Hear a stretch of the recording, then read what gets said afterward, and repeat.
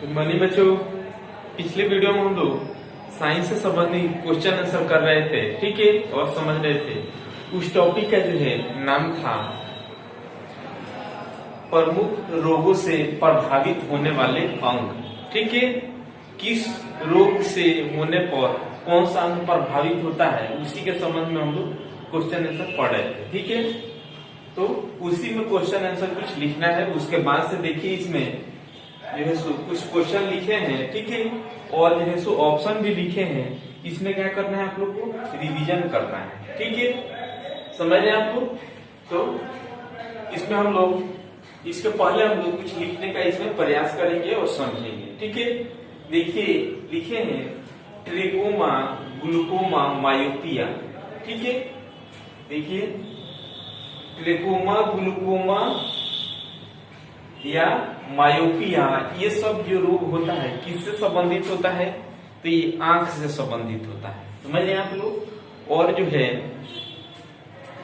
ये vitamin A का कमी से जो है सो ये सब रोग जो है सो अधिकतर होता है, समझ रहे हैं आप लोग। उसके बाद जो है नेक्स्ट इसमें जानेंगे एड्स। एड्स जो रोग होता है किस अंग को प्रभावित करता है, तो प्रतिरक्षा तंत्र को जो है सो क्या करता है जी, प्रभावित कर देता है।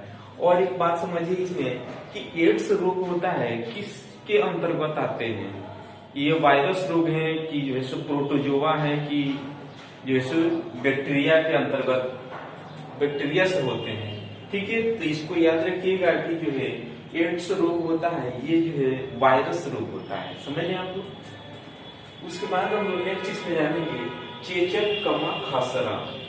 चेचक कमा खसरा जो है ये जो जब किसी भी व्यक्ति को ये रोग हो जाता है तो संपूर्ण शरीर को प्रभावित कर देता है, समझ रहे हैं आप लोग, पूरे शरीर को प्रभावित कर देता है। उसके बाद नेक्स्ट हम जानेंगे इन्फ्लुएंजा।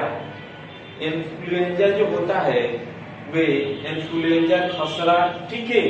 इन्फ्लुएंजा हो गया, ये श्वसन तंत्र को जो है सो प्रभावित करता है, समझ रहे हैं आप लोग। उसके बाद जो है नेक्स्ट इसमें जानेंगे जो है सो डिप्थीरिया कमा अस्थमा। डिप्थीरिया कमा अस्थमा जो होता है श्वसन नली, जो सांस लेते हैं श्वसन नली को क्या करता है, प्रभावित कर देता है, समझ रहे हैं। उसके बाद हम लोग नेक्स्ट जानेंगे मेनिंजाइटिस। मेनिंजाइटिस जो होता है वो मस्तिष्क से संबंधित होता है, ठीक है। मेनिंजाइटिस किससे, तो मस्तिष्क से, मस्तिष्क ज्वर हो जाता है, समझ रहे हैं आपको। तो जो है सो एक किससे संबंधित है, तो मस्तिष्क से संबंधित है। उसके बाद है हर्पित। हर्पित जो होता है किससे, ये त्वचा जो होता है शरीर के, जो त्वचा ऊपरी परत, उसको जो है सो प्रभावित कर देता है, समझ रहे हैं। उसके बाद कालाजार जो होता है, कालाजार किसको प्रभावित करता है जी, तो अस्थिमज्जा। अस्थिमज्जा को जो है सो प्रभावित कर देता है। तो ये सब जो है सो हम लोग पढ़ लिए और समझ लिए इस टॉपिक में। उसके बाद उसी से संबंधित कुछ क्वेश्चन लिखे हैं, ठीक है।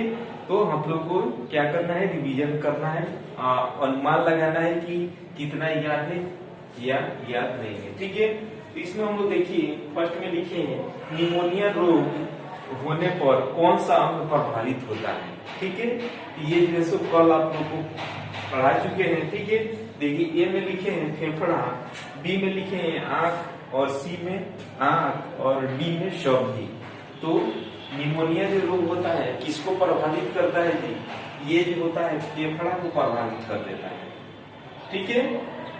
उसके बाद जो है नेक्स्ट इसमें हैजा रोग किससे संबंधित है जी। हैजा रोग जो होता है, हैजा रोग आप लोगों को बताए थे कि गंदे पानी पीने से हैजा रोग जो है सो उत्पन्न हो जाता है, ठीक है।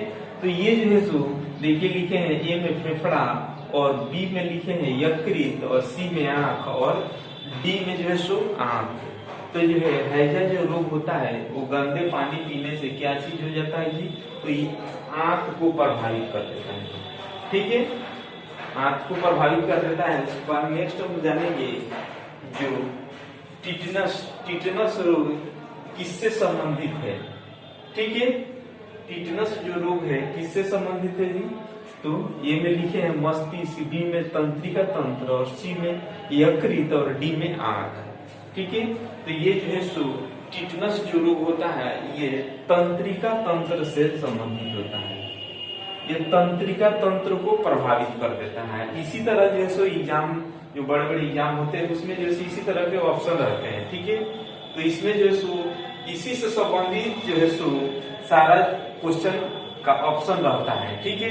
तो जो करेक्ट आंसर रहता है उसी को टिक लगाना होता है। उसके बाद हम नेक्स्ट जानेंगे जो है पायरिया। पायरिया रोग किससे संबंधित है? देखिए ए में लिखे हैं फेफड़ा से, और बी में लिखे हैं गला से, सी में लिखे हैं मसूड़ा से, और डी में लिखे हैं सभी से। तो आप लोग को बताए थे कि जो है सो पायरिया रोग जो होता है ये किसके कमी से होता है जी?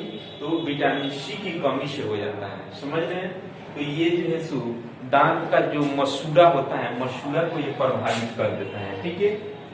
समझ रहे आप लोग? इसका आंसर क्या हो जाएगा? सी नंबर हो जाएगा। उसके बाद नेक्स्ट हम लोग जानेंगे, देखिए घेगा रोग किसके कमी से होता है, ठीक है। घेगा रोग जो होता है वो किसके कमी से होता है? ये में लिखे हैं आयोडीन, और बी में लिखे हैं सोडियम, सी में लिखे हैं पोटेशियम, और डी में लिखे हैं मैग्नीशियम। तो आप लोग को विस्तार पूर्वक कल बताए थे कि जो घेगा रोग हो जाता है, पहले बहुत व्यक्ति को देखिएगा कि जो गला में बड़ा फूल जाता है, ठीक है, उसी को घेगा रोग बोलते हैं। तो उसमें जो है सो तो किसके कमी से? तो आयोडीन की कमी से, जिसमें नमक जो होता है, नमक में क्या होता है जी? आयोडीन के मात्रा में होता है, ठीक है। तो आयोडीन युक्त नमक जो है सो प्रयोग करना चाहिए, क्योंकि जो है सो उसमें आयोडीन की मात्रा मिलता है।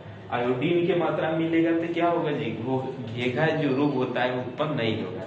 समझ रहे आप लोग? तो जैसे इसका आंसर क्या हो जाएगा जी? इसका आंसर ये नंबर हो जाएगा, समझ रहे। तो ये जो है सो विस्तार पूर्वक आप लोग जो है कितना तक जो है सो 19 नंबर तक लिखना है, और इसको जो है सो रिवीजन के तौर पर कराया गया है, ये सब नहीं लिखना है, समझ रहे आप लोग।